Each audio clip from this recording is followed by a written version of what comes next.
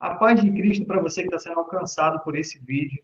Estamos iniciando mais um Dons a Serviço do Reino. Esse projeto que é do blog Encorajamento, que tem como objetivo despertar você, edificar você e talvez trazer clareza sobre um segmento, sobre uma vocação a qual Deus tem te chamado e talvez você nem saiba que tem. Hoje nós estamos aqui com mais um convidado especial. Hoje é o pastor Felipe Conceição, estamos recebendo ele aqui. Seja muito bem-vindo, pastor Felipe. Que Deus te abençoe ricamente. E vamos falar sobre capelania aos enlutados, né?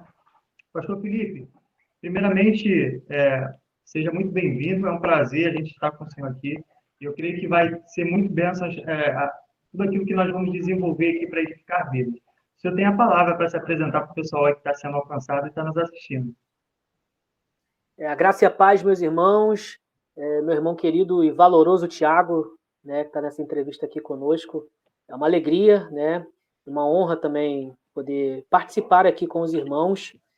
Eu sou o Felipe e sou pastor, né, fui chamado por Deus para esse ministério do cuidado de vidas.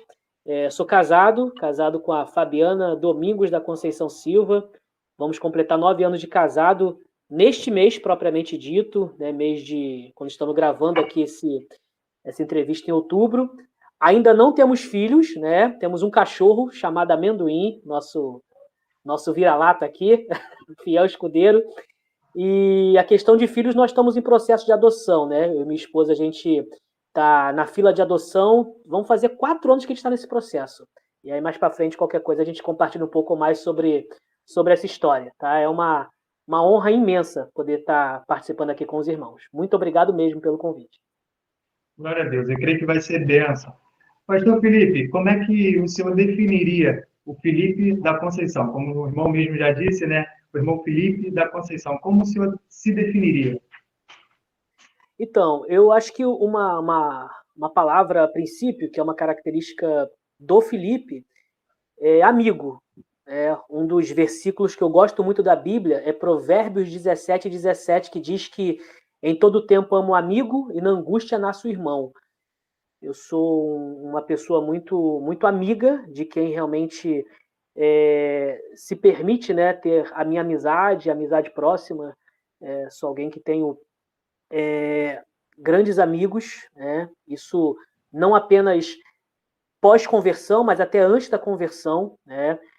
Tanto que a empresa que eu, por exemplo, minha primeira empresa como profissional mesmo, né, de carteira assinada, quando eu tinha 16 anos de idade, vai ter, nesse mês não, melhor dizendo, no mês que vem, vai ter um encontro de ex-funcionários, né? Eu trabalhei lá por 9 anos no CDL Rio, que é o famoso SPC, trabalhei por 9 anos lá, e antes da conversão, quando eu me converti, eu estava no processo lá ainda, né? Estava na empresa, então a galera da empresa conseguiu conhecer o Felipe antes e depois da conversão, e aí vai ter um encontro, né? E quantos amigos eu vou rever, né? Amigos mesmo, de criar vínculo, de puxar a orelha quando está vacilando, quando não está fazendo o que é certo, né? E hoje meus amigos eles falam assim, agora é o pastor Felipe, né? Eles ficam ficam com esse receio, mas aquilo que a gente tem de essência, né? É sempre importante isso, essa afinidade, esse vínculo com pessoas, isso é muito importante. Acho que se eu puder definir o Felipe com uma palavra, é amigo. Glória a Deus, glória a Deus. Eu creio que o testemunho, né, o nosso testemunho pessoal diante das pessoas é o que marca, né? E eu creio que mesmo antes da conversão, eles já o viam como um amigo, né? E aí agora vem como um pastor amigo. Isso que é legal, isso que é bacana.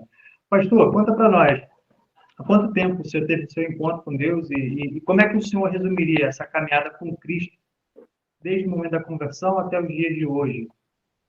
Show de bola. Então, eu me encontrei com Jesus, eu fui encontrado por Jesus com 21 anos de idade. Antes da minha conversão, eu nunca fui alguém muito adepto à questão de religião, né? Eu tinha muito receio com o contexto de falar sobre Deus, sobre fé, e aí até trazendo para essa fala do meu contexto ali de trabalho, que era o SPC, né? Uma vez eu trabalhava no balcão de atendimento, e aí tinha uma jovem que trabalhava comigo, e aí uma vez ela tinha perguntado para mim assim, né? Quem é Deus para você? E aí, antes da conversão, eu falei, ó, Deus é Deus. Ele na dele, eu na minha. Ele não se mete comigo, eu não me meto com ele. Então, a minha relação com Deus era muito distante. Eu era muito cético mesmo. Eu não, não me considerava ateu, né? Mas também não buscava essa questão de fé, né? Minha, meus pais, eles se dizem ainda, né? Ainda católicos, mas não praticantes, né? Iam para a igreja só quando tinha batismo de alguma criança ou algum casamento, né? É um contexto mais cultural.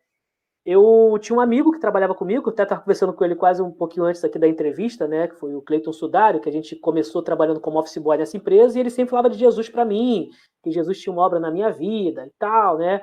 E aí eu sempre, não quero saber disso não, Deus não quer saber de mim não, Deus tem mais o que fazer. E teve uma vez que a gente foi numa editora, a editora Betânia, que tinha ali na cidade, e eu vi um livro que me chamou a atenção. O título do livro era Mais que um Carpinteiro, de Josh McDowell, que ele é considerado, né, hoje já pensando no meu contexto mais teológico, é considerado um apologeta popular. Ele consegue defender a fé com uma linguagem bem simples. E aí eu comecei a ler esse livro chamado Mais que um Carpinteiro. Os 10 primeiros capítulos do livro, ele defende a tese a respeito da divindade de Cristo, né, mas de uma forma bem histórica, né, porque ele é um historiador, com argumentos jurídicos também.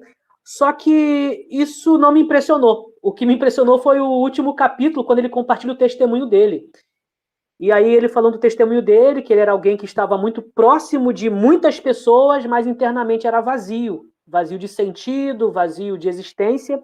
E aí eu me senti assim, quando eu terminei o 11º capítulo desse livro, em agosto de 2008, especificamente falando no dia 28 de agosto de 2008, eu estava em casa, estava terminando de ler esse livro, e ao terminar de ler o livro, assim, a presença de Deus tomou minha vida. Eu nasci de novo, literalmente, na minha casa, né? Eu morava com os meus pais. E aí eu lembro que eu falei, Deus, eu não sei por que o Senhor quer a minha vida, porque nem eu quero mais a minha vida. Mas já que o Senhor quer a minha vida, já que o Senhor quer fazer alguma coisa com a minha vida, ela é sua. E aí eu comecei a chorar, e aí eu não queria que meus pais me vissem chorando, entrei pro banheiro, né? Liguei o chuveiro para tomar banho e tal, não sei o quê. E nasci de novo naquele dia, numa quinta-feira. Eu só fui na igreja para confessar publicamente num domingo, né? Foi no dia 31 de agosto de 2008. Na quinta-feira, em casa, eu nasci de novo, mas a minha confissão pública ocorreu no domingo daquela mesma semana, que aí foi quando eu conversei com meu amigo Cleito. Falei, rapaz, eu confessei esse Deus aí, o que eu faço agora? Ele falou, agora você tem que confessar diante dos homens, né?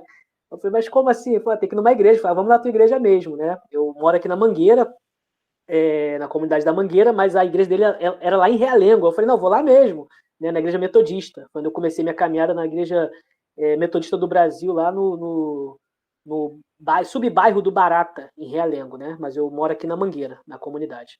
E acho que essa foi o meu início de caminhada cristã, né? Então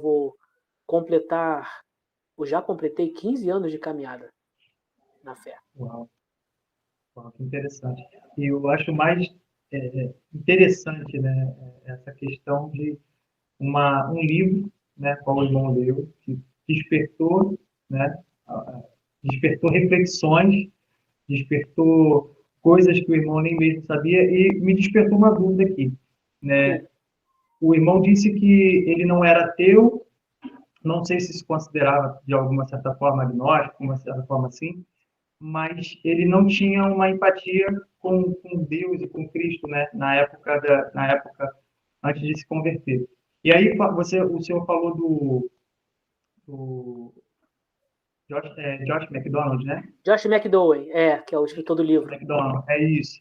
E eu lembro que a história dele é muito derivada disso, né? Ele não acreditava e ele foi investigar e tinha uma situação ali com a família, né? Ele não tinha um apelo paterno, né? Então ele não conseguia reconhecer a figura paterna no dia a dia e ele também não conseguia ver isso em Deus também, né?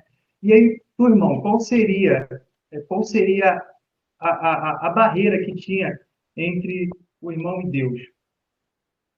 Então, na verdade, eu me identifiquei muito com o testemunho do Josh McDowell, principalmente pelo quesito da relação dele com o pai dele, né? Eu tinha uma relação bem dificultosa com meu pai. muito dificultosa também. Hoje tem até o filme, né? O filme da biografia do Josh McDowell, tem um filme sobre a biografia dele. Eu tive até a oportunidade de conhecê-lo pessoalmente, porque teve um ano que ele veio aqui no Brasil. O Josh McDowell, ele tá fazendo ele tinha escrito um livro chamado A Verdade Nua e Crua, que é um livro sobre sexualidade, né? E aí ele tinha vindo aqui no Rio de Janeiro, na Assembleia de Deus de Bom Sucesso. E aí, na época, eu era noivo da minha esposa, a gente foi lá para assistir a palestra, né? E aí tive a oportunidade de conhecê-lo presencialmente. Mas, assim, uma das coisas que me marcou no testemunho dele, e aí até nesse dia lá na palestra lá em Bom Sucesso, foi quando ele lançou aqui no Rio de Janeiro o filme dele, então a gente tinha assistido lá na própria igreja, na Assembleia de Deus em Bom Sucesso, né, a primeira mão. Mas uma das coisas que tinha marcado era essa questão, né, da dificuldade que ele tinha de se relacionar com o pai dele. Ele até compartilha a questão do sentimento mesmo de não apenas de ressentimento, mas até de ódio, né, que ele tinha concernente ao pai. E eu tinha muito sentimento de rivalidade, de tristeza, de questões de decepção realmente com a figura do meu pai propriamente dito.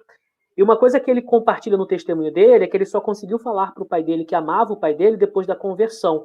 E eu também vivenciei isso literalmente falando, né? Depois que eu me converti, teve um momento que eu precisei sentar com meu pai para conversar com ele, para resolver algumas questões minhas com ele, de falar, pai, nesse quesito aqui eu não concordei com essa postura, mas eu te perdoo, eu te amo, Jesus alcançou minha vida. Então, se tem algo que gerou uma identificação muito profunda com o testemunho do Josh McDowell, foi essa questão realmente da relação dele com o pai dele, né? E saber que a gente tem, apesar dos nossos pais terrenos terem suas falhas, porque são pecadores, como nós também somos, né?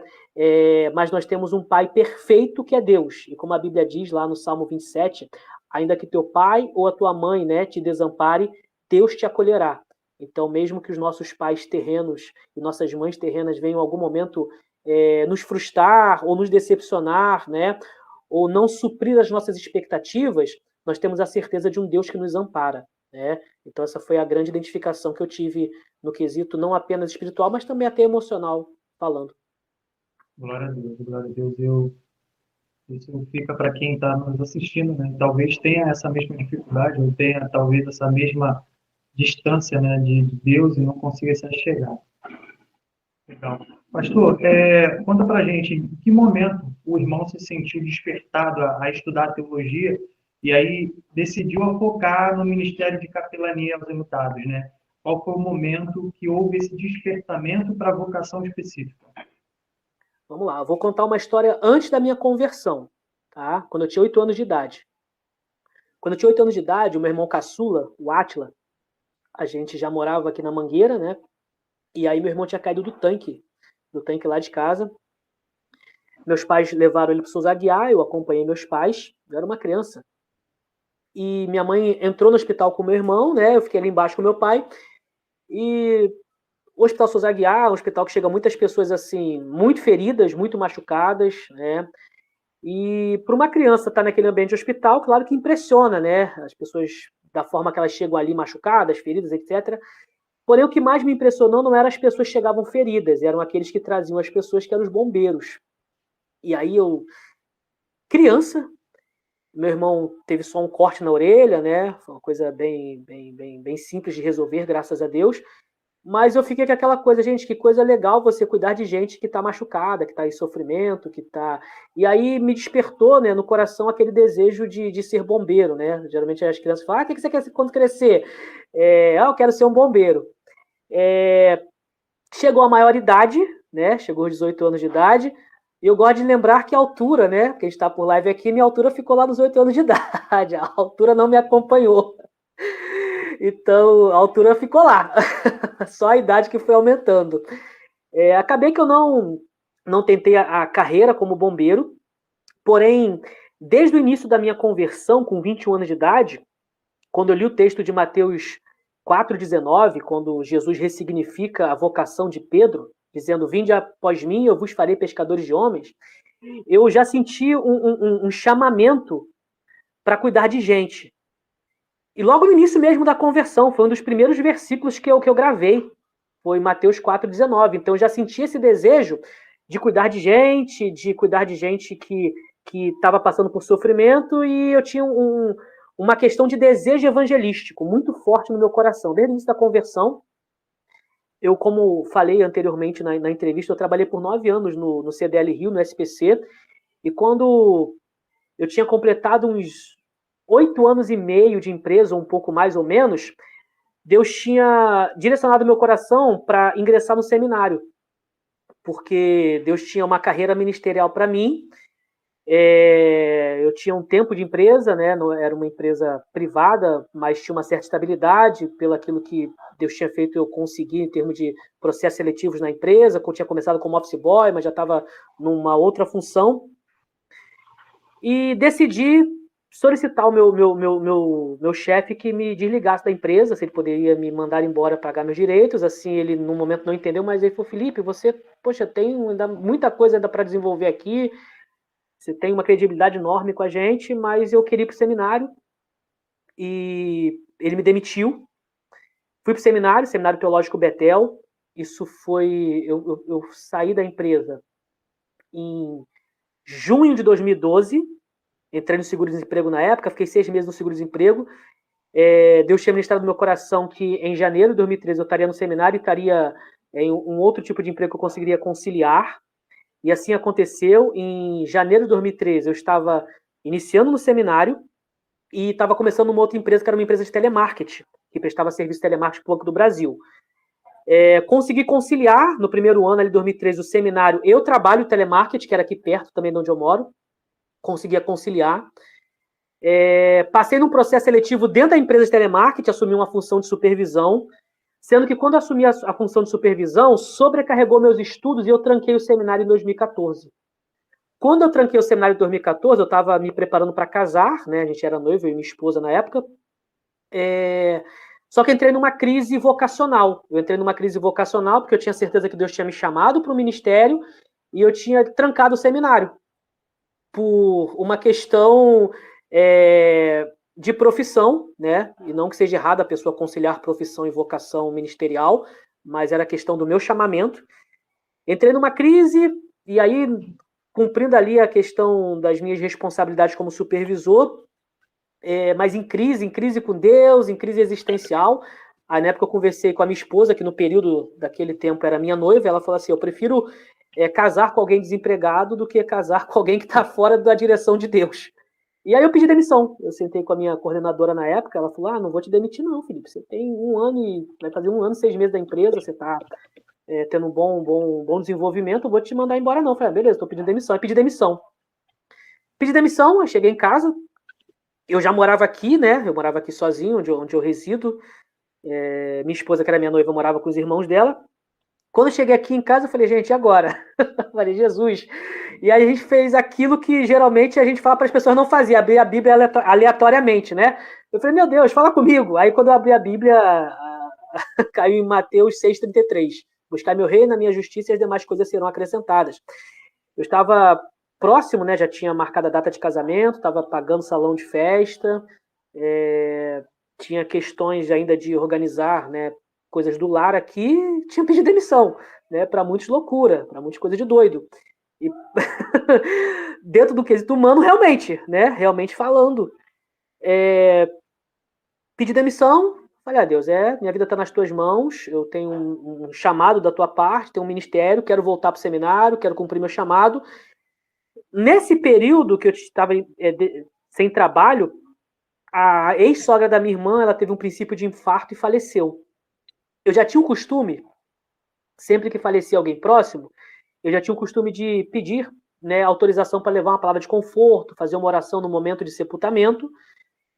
Solicitei, tive que fazer reconhecimento de corpo, ajudar todo naqueles quesitos mesmo fúnebres.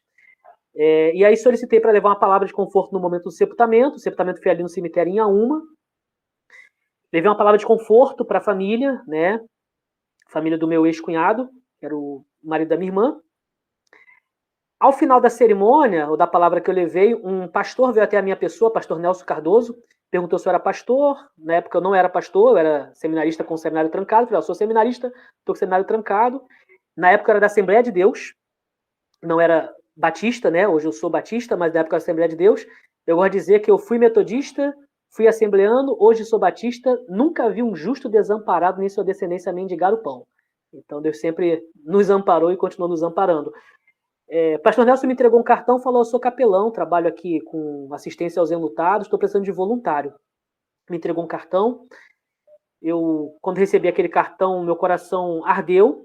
Falei, gente, que trabalho diferente, trabalhar com pessoas em sofrimento. A Bíblia diz que é melhor estar na casa onde há luto, porque na casa onde há luto os vivos consideram, ou seja, a finitude da vida.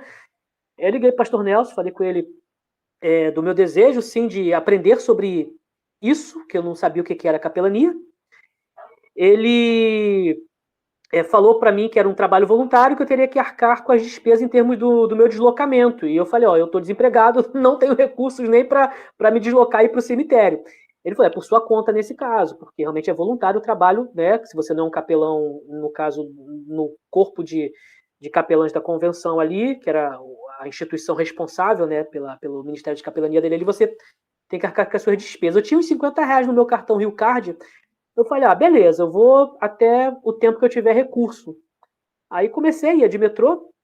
Durante o período que eu fui voluntário ali, por 3 vezes meu cartão carregou automaticamente. R$ 100, R$ 200, R$ 300, né? Não lembro especificamente assim o valor. Então, todo o período que eu fui voluntário, o recurso referente à passagem para o deslocamento não faltou. Foi uma das confirmações da direção de Deus. Eu sou meio gideão, eu gosto de pedir sinais de Deus para ter certeza que eu estou na direção certa. Uma outra oração que eu tinha feito com Deus é que eu queria voltar para o seminário, só que eu não tinha condições financeiras para arcar com as despesas do seminário. E aí fui numa igreja dar um testemunho, e aí o pastor daquela igreja disponibilizou a igreja, né, a Igreja Batista do Jardim Juari, para suprir as despesas com o meu seminário. E aí ele falou assim, a igreja está vendo que você tem vocação. E aí a igreja arcou com as despesas do meu seminário, voltei para o Seminário Teológico Betel. Isso, aí eu já voltei já no final de 2014. Eu voltei, na verdade, em 2015, né? E aí uma outra questão, eu estava para casar e precisava, claro, mobiliar casa, né? As coisas básicas, nada de luxo nem ostentação, coisa básica, coisa simples. E eu e minha esposa, a gente fala, a única coisa que a gente comprou foi a cama, né? Chegou máquina de lavar, chegou micro-ondas, chegou as coisas básicas, chegaram. Ou seja, buscar primeiro no reino, a minha justiça, e as demais coisas serão acrescentadas. E aí, assim, eu fui voluntário, e aí, em maio de 2015, eu iniciei o trabalho de capelania no cemitério São Francisco Xavier, que é um dos cemitérios do Complexo do Caju, porque no Caju são 5 cemitérios. O maior e o mais conhecido, o mais popular, é o São Francisco Xavier. Em maio de 2015, iniciei o trabalho ali no São Francisco Xavier.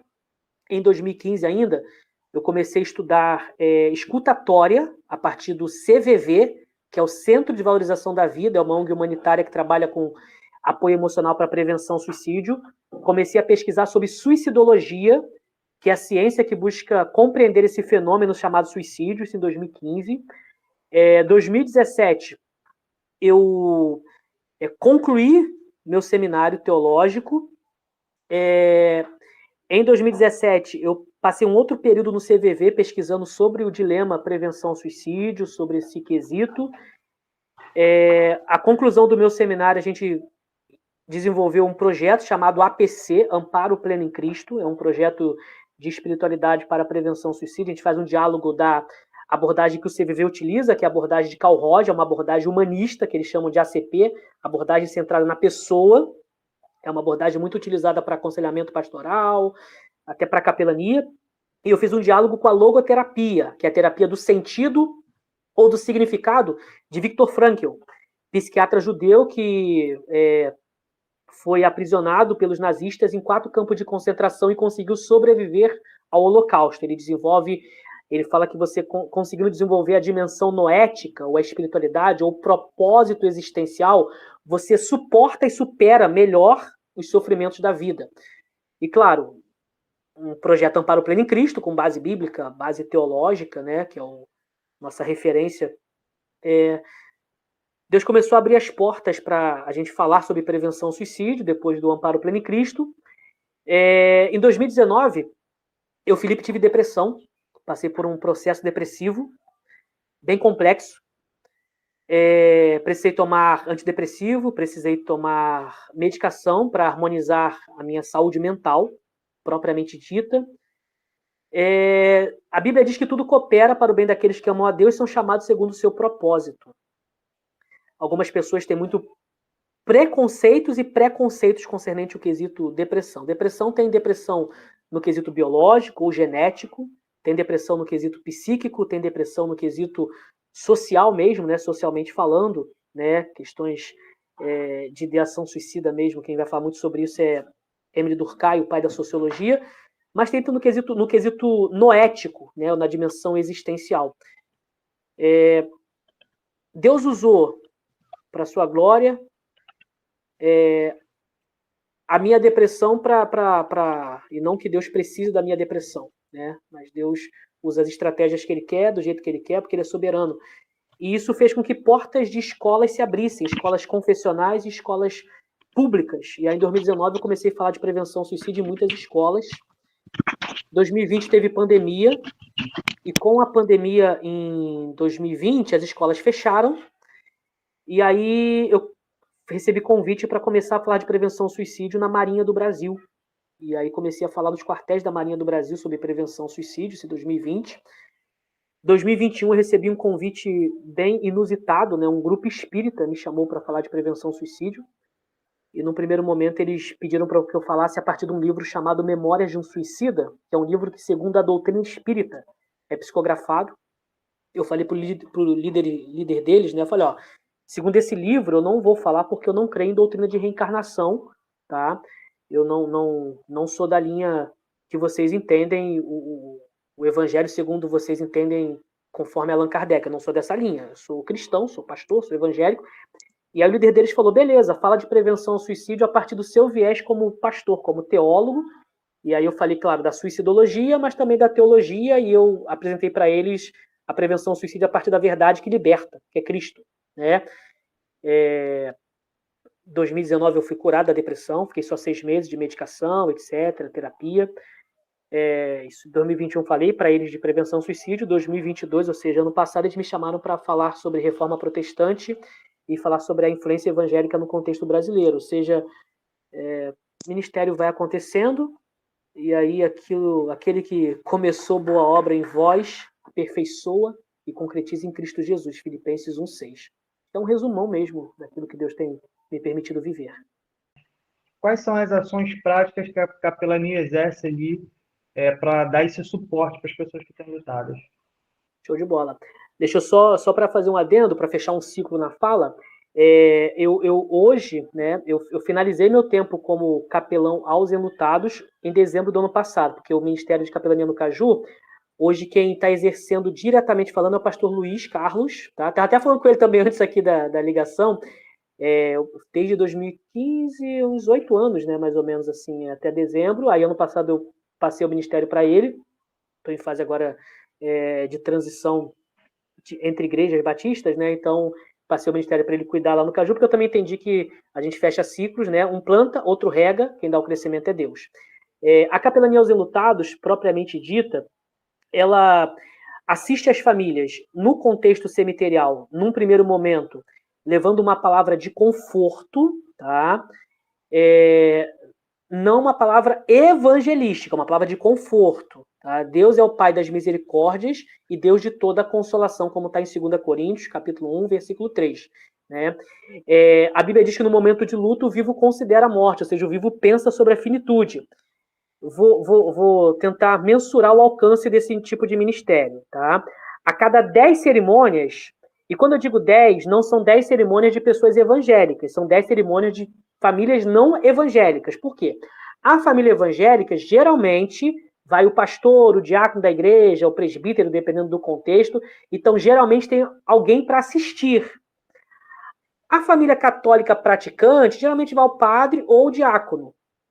A maioria das famílias que são assistidas pela capelania aos enlutados são famílias não evangélicas. Então, a cada 10 famílias, e vamos pensar 10 famílias não evangélicas, 8 ou 9 aceitam, tá?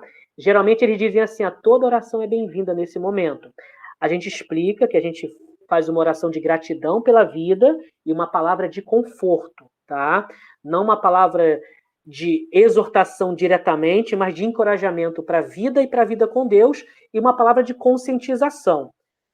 A gente é muito proativo, a gente não espera as famílias virem até nós, a gente, né, no caso, agora eu não estou mais literalmente falando, mas todo o tempo que eu tive coordenando também ali, a gente vai até as famílias, se apresenta como evangélico, oferece uma palavra de conforto, uma oração, o não é não, sim é sim. A maioria aceita. Compartilhando experiências, tá? Experiências nesse tempo mesmo. Já teve uma vez no Caju, por exemplo, que eu fiz 18 cerimônias num dia, tá? Por quê? Porque estava lotado o cemitério do Caju, lotado, e naquele dia não tinha o ministério católico de consolação, né? Só estava a capelania evangélica, no caso a minha pessoa, e tinha um amigo meu que estava conhecendo o trabalho naquele dia. Final do dia, a gente... Deixa eu ver quantas cerimônias a gente fez. 18 cerimônias num dia. Ou seja, a seara é enorme, poucos são os trabalhadores. Então, rogai ao Senhor da seara que mande trabalhadores. 2015, por exemplo, teve uma vez que tinha falecido uma criança ali da comunidade do próprio Caju, e a comunidade entrou no cemitério para protestar, porque segundo a comunidade, tá bom, não estou afirmando nem que sim, nem que não, segundo a comunidade, a criança tinha sido alvejada por um policial da UPP, segundo a comunidade, não estou dizendo que foi ou que não foi, tá bom? E a comunidade entrou no cemitério para protestar, eles tinham fechado a linha vermelha, no meio de toda aquela, vou usar uma expressão, toda aquela muvuca, tá? Eu estava ali como capelão, como missionário. No final do dia eu saí com spray de pimenta nos olhos, porque teve, né, protesto, e aí a polícia teve que conter o protesto da multidão. Nunca pensei que eu sairia de um cemitério com spray de pimenta nos olhos, mas eu saí. E assim, eu não iria, porque assim, não tinha clima para eu pedir para a mãe daquela criança para levar uma palavra, por causa, estava muito hostil o ambiente. Mas o Espírito Santo fez meu coração arder e assim, vai lá e leva uma palavra para aquele povo. Aí eu fui até a mãe da criança, se não me engano, o menino tinha 10, entre 9 e 11 anos, eu não lembro assim diretamente, né? Foi 2015 isso. A mãe autorizou, a mãe falou, se você conseguir conter a multidão, você pode levar uma palavra de conforto. Só que a multidão ali, justiça, aquela coisa, eu falei, Jesus, qual a estratégia que eu vou usar? E uma estratégia que o Espírito Santo me deu foi ficar repetindo o Pai Nosso como se fosse um mantra. Aí eu repeti o Pai Nosso uma vez, repeti 2 vezes. Quando eu terminei de repetir a terceira vez, como o pessoal foi me acompanhando, todo mundo ficou em silêncio. Quando eles ficaram em silêncio, eu falei, meu nome é Felipe, eu sou capelão evangélico, eu vim orar por vocês. Vamos curvar nossas cabeças. Eles curvaram a cabeça, a gente orou para que Deus trouxesse paz ao coração deles, né? Porque estava muito, muito atrito, né? Pelo menos aquilo que a gente percebia. Então, no momento mais direto, a capelania leva a palavra de conforto no momento da cerimônia. Num segundo momento, a capelania ela pode se disponibilizar a fazer visitas, pegar contato e entrar em contato com as famílias, tá? Nosso Brasil aqui, por mais que é um país laico, mas é uma cultura muito forte no catolicismo apostólico romano. Então, essa coisa da missa do 7º dia, do pós um mês de sepultamento, vou usar uma experiência em termos de fruto, literalmente falando, tá? Da capelania. Uma vez teve uma senhora que ela veio de São Paulo para sepultar o irmão dela, e aí nesse dia eu estava ali na capelania, estava com um outro voluntário, né, que ele também é pastor, o nome dele também é Felipe, e aquela senhora estava sozinha sepultando o irmão dela, ela tinha vindo de São Paulo, e aí quando a gente chegou até ela para perguntar se poderíamos levar uma palavra de conforto, ela falou assim, meu irmão morreu desviado do evangelho. O que você tem para falar? Eu falei, não cabe a nós fazermos julgamento. A Bíblia diz que após né, a morte, né, cabe ao homem viver uma vez, e após isso segue-se o juízo. Agora é ele Deus, não cabe mais a nós fazermos isso. Mas como é que está o seu coração com Deus? Eu quero trazer uma palavra de conforto para você. Ela falou, eu preciso me reconciliar. Ficamos conversando assim de uma forma bem informal mesmo. Não, a gente não faz apelo em contexto de capelania para você não ser taxado de manipulador, tá? Você não prega a sua religião para você não ser taxado de proselitista, aquele que prega como se a sua religião fosse a única verdadeira. Então tem todo um contexto de cuidado e cautela que a gente tem que ter, tá? E trazendo a parte bem técnica mesmo, eu sou formado em pós-graduação em capelania e aconselhamento, então trazendo a parte bem da questão legal do contexto de capelania. Existem leis que regem o trabalho de capelania, tá? Mas a gente também tem que tomar algumas cautelas para não termos complicações também jurídicas.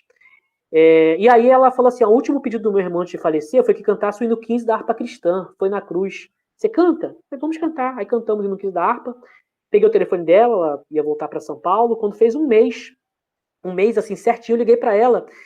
Falei, ô minha querida, eu quero só saber como é que você tá, tem um mês aí dessa perda. Ela falou, na época eu não era pastor, na época eu era seminarista ainda, né? Ela falou, eu me reconciliei com Jesus. Tô caminhando aqui em São Paulo, numa Assembleia de Deus. Eu falei, glória a Deus, que ótimo. Glória a Deus por isso. Ou seja, ela veio de São Paulo para sepultar o irmão, e muitas vezes a gente encontra pessoas no contexto cemiterial que estão sozinhas sepultando seus entes queridos. E assim, a pessoa está sozinha, literalmente falando mesmo, sozinha. E aí, quando a gente às vezes está cheio de cerimônia para fazer, mas quando a pessoa está sozinha, a orientação, tá? A orientação quando eu era coordenador, e a orientação que continua sendo realizada pelo capelão que hoje está lá responsável, que é o pastor Luiz, é que você acompanhe aquela pessoa se ela permitir, tá? Porque às vezes a pessoa não permite. Uma vez teve um senhor que ele estava sepultando a esposa sozinho, eu falei, o senhor permite que eu acompanhe? Ele falou, não pode. Eu falei, por que não pode? Ele falou, porque a minha esposa pediu que eu não comunicasse a ninguém o falecimento dela. Ele não tinha comunicado nem os filhos o falecimento da mãe. Então, quando ele voltasse para casa, ele ia ter que comunicar aos filhos que a mãe faleceu, e não só faleceu, já foi sepultada. Eu falei, tem que respeitar. Eu falei, respeito seu momento, deixei o Evangelho de João com ele, me disponibilizei. 7 dias depois, entrei em contato com ele. Ele falou que tinha conversado com o filho, com os vizinhos, eles entenderam que foi o último pedido da mãe, tal. Então a gente tem esse acompanhamento também, às vezes, pós, quando a família permite, quando a pessoa permite esse acompanhamento posterior.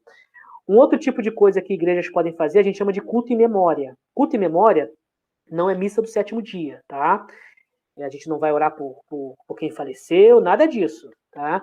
A gente vai usar um tipo de abordagem de acolhimento, para você acolher famílias que estão em luto. O único diferencial do culto em memória é que você usa palavras de conforto, a mensagem tem que ser focada na questão do consolo, apresentar um Deus que chora, um Deus que se compadece, um Deus que é sensível e que também é sensato.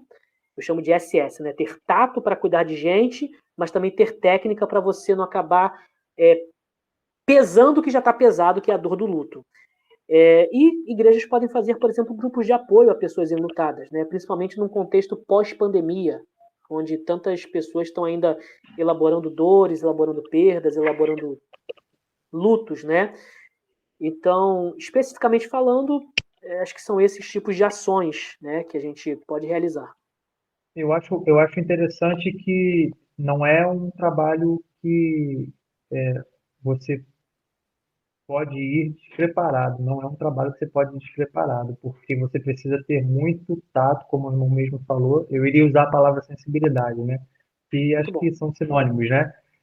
Porque ao mesmo tempo que você está ali pregando o evangelho de alguma certa forma, você não, o foro maior, né? Na verdade, a prioridade maior ali é o consolo das pessoas que estão passando por esse processo.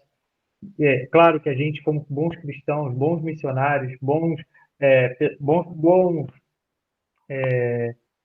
obedientes, né, bem obedientes ao comissionamento de Jesus, a gente aproveita todas as oportunidades, sim. Mas esse momento, ele é delicado demais para que você empurre goela abaixo alguma situação desse tipo, né? E aí eu vejo que há um trabalho de fato, cuidar daquelas pessoas que estão passando por um sofrimento, independente da crença, independente do segmento religioso, independente da fé da pessoa, entendendo que aquilo ali pode ser, sim, uma extensão do poder de Deus para aquela pessoa, mas com a intenção de cuidar dessa pessoa. E aí tem que saber trabalhar diante disso, né? Saber ter esse cuidado, como você mesmo disse.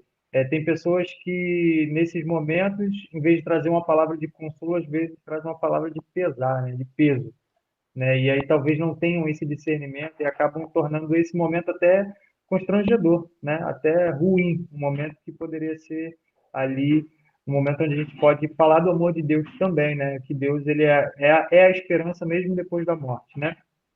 Uma ação que acontece. Desculpa. Uma ação que acontece, que acabou que você, na sua fala, me lembrou. Uma ação que acontece e que está perto de acontecer. Dia de finados. No dia de finados, desde do finado de 2017, é realizado o que a gente chama de impacto de finados. O que é o impacto de finados?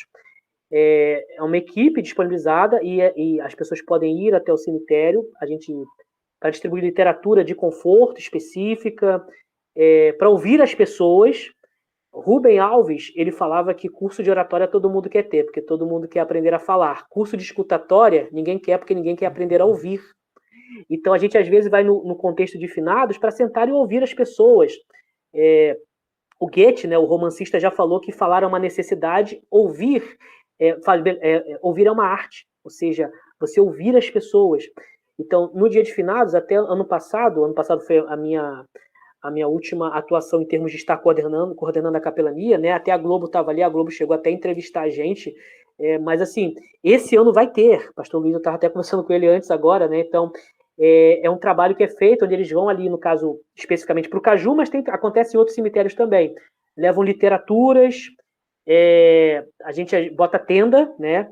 Graças a Deus a gente tem a gente conseguiu desenvolver um ótimo relacionamento com a administração do cemitério São Francisco Xavier. Hoje, por exemplo, os voluntários da capelania, eles almoçam com os funcionários do cemitério. Por quê? Lá no próprio refeitório, o cemitério disponibiliza almoço para os voluntários, não os voluntários do dia 2, tá? Os voluntários que são semanais na capelania, que às vezes vêm de trabalho, então eles almoçam ali. E no dia 2 a gente pode botar tenda, né? Pede autorização ao administrador e até já fala, tem como vocês... A gente leva, às vezes, café para distribuir para os funcionários. Os funcionários estão naquele trabalho, é um dia muito intenso ali, né? O dia que eles mais trabalham no ano. Então, se olhar para os funcionários... No final do ano, por exemplo, às vezes dá uma lembrancinha de Natal para os funcionários, porque, assim, a gente, claro, se preocupa com as famílias enlutadas, mas também com os funcionários que estão no cemitério, que lidam com o quesito morte semanalmente, diariamente. E é um tema muito sensível, é um tema muito complexo. Então, você trabalhar até a questão da humanização mesmo, né, dos funcionários, para que eles não se percam na dor do outro e acabem se esquecendo das dores que eles próprios também têm enquanto pessoas. Pastor Felipe, essa ação do cemitério, né, essa receptividade do cemitério, não sei se eu estou entendendo corretamente, mas seria meio que uma compreensão de que vocês ali, né, o trabalho de vocês, capelães, né, de certa forma uma colaboração com aquilo ali que eles vivenciam dia a dia, né? Como o irmão mesmo falou, é um ambiente pesado, são pessoas ali que diariamente estão lidando com a dor das pessoas ali, com aquela situação. Eu acho que essa receptividade se dá por isso também, né? Se dá por essa questão deles entenderem que vocês estão ali como cooperadores também, para talvez amenizar um pouco, né? Ali com a palavra de Deus, com o consolo, com o conforto, o pesar daquele ambiente, né? Eu Sim, acredito que sim. é isso. Né? E até uma coisa importante, quando eu fui iniciar ali um trabalho no Caju, em 2015, o administrador da época, eu pedi autorização para ele, perguntei se ele queria algum ofício, né, da instituição que eu trabalhava, que era a Convenção Batista Carioca. Ele falou, não precisa, a única coisa que eu te peço é que você não crie problemas com outras religiões. Eu falei, beleza. Então, assim, você tem uma linha de ética mesmo, de respeitar as outras religiões, tá? Só que você não deve omitir as suas convicções. Isso é muito importante. Tem muita gente que, em nome do diálogo interreligioso, muitas vezes omite as suas convicções. Por exemplo, eu tenho um amigo hoje, padre, né, que a gente se conheceu, por exemplo, no trabalho ali de capelania. E é um amigo mesmo, uma vez ele me chamou para ir lá no mosteiro onde ele cuida, para a gente almoçar, fui lá, conversei. Então, assim, almoçamos juntos, que eu criei esse vínculo de amizade, né? Nós desenvolvemos isso no ambiente ali cemiterial em termos do respeito. E quando a gente senta para conversar, ele sabe das minhas convicções que discordam de algumas dele, né? E no ambiente religioso, no ambiente, melhor dizendo, cemiterial, uma coisa, por exemplo, que não pode acontecer em hipótese alguma é expulsão de demônios. Não pode. Por quê? Nesse ambiente, você vai ser taxado de intolerante religioso. Por quê? É um ambiente plural. Tem um grupo que vai, geralmente, dia 2 de finados, ali no Caju, é um grupo que eles dizem, eu vou botar entre aspas, tá?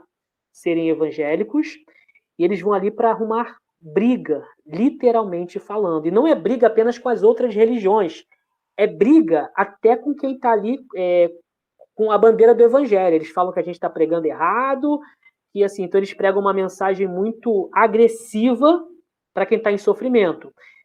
Meu ponto de vista, tá? E meu ponto de vista como ministro do Evangelho, meu ponto de vista como capelão, é que isso é covardia. Jesus não batia em quem estava caído. Jesus queria dar um cajadão, vamos usar essa palavra, né? Ele dava nos religiosos, nos fariseus que estavam se achando, que eram arrogantes, que estavam ali soberbos, né? Altivos. Mas quem estava em sofrimento, Jesus estendia a mão para ajudar a levantar, né? A mensagem para os corações que estão sofrendo é mensagem de graça, é a graça de Deus, né? É a graça que nos basta, que nos é suficiente. Então, é uma mensagem de acolhimento, de colo, e não uma mensagem de dor, né? Que machuca. Agora, sim, é claro, se você está num ambiente onde as pessoas estão exaltadas, aí você tem que usar a mensagem da lei para elas reconhecerem a necessidade da graça, né? Mas quem está em sofrimento, você machucar quem está sofrendo é covardia. Entendi, pastor. Pastor, voltando a essa área de atuação, né, que é lidar diretamente com os enlutados, com as pessoas que ali estão frágeis, debilitadas por perderem entes queridos, né? Como é que funciona a capacitação para isso? O irmão já deu algumas pinceladas falando sobre algumas especializações, né? Algumas áreas, citou até mesmo a área do suicídio também, né? Que a gente vai falar um pouquinho também mais à frente. Mas nesse quesito de capelania aos enlutados, como é que funciona essa capacitação? Quais seriam aí as indicações para aquelas pessoas que queiram trabalhar com isso e tenham desejo? Então, eu, trazendo primeiramente para a minha pessoa mesmo, eu até ministro um curso básico de capelania aos enlutados, que geralmente funciona num dia, manhã e tarde, tá? É um curso bem básico, com orientações bem básicas sobre isso, a gente fala sobre fase de luta, etc. Mas se a pessoa quiser se voluntariar, vamos pensar de uma forma mais específica, eu quero ser um voluntário de capelania aos enlutados. Aí a pessoa, como o missionário, o capelão que está atuando nesse momento na coordenação do Cajuel, o pastor Luiz, a primeira coisa que faz é a pessoa ir conhecer o trabalho, fazer uma visita ao trabalho, tá? A capacitação em termos da parte técnica, tá? Eu ministro curso, o pastor Luiz vai até começar agora a montar também um curso, né? Um curso especificamente falando. Você pode fazer pós-graduação em capelania. Quais instituições? Fabapar, Faculdade Batista do Paraná, tem pós-graduação em capelania, e Unileva, tá? Tem também pós-graduação em capelania. A Fabapar, e é capelania de forma geral, tá? Não apenas aos enlutados. A Fabapar puxa para um viés mais teológico e a Unileva para um viés mais social, tá? Um olhar mais social da capelania. Mas ambas eu recomendo em termos de pós-graduação. Um curso mais específico de partes técnicas, aí tem a minha pessoa, o pastor Luiz também, tem o pastor Igor também, Igor Basto, que é capelão responsável pelo cemitério em Auma, tá? Excelente também. Tem um curso também muito bom também que ele pode ministrar também.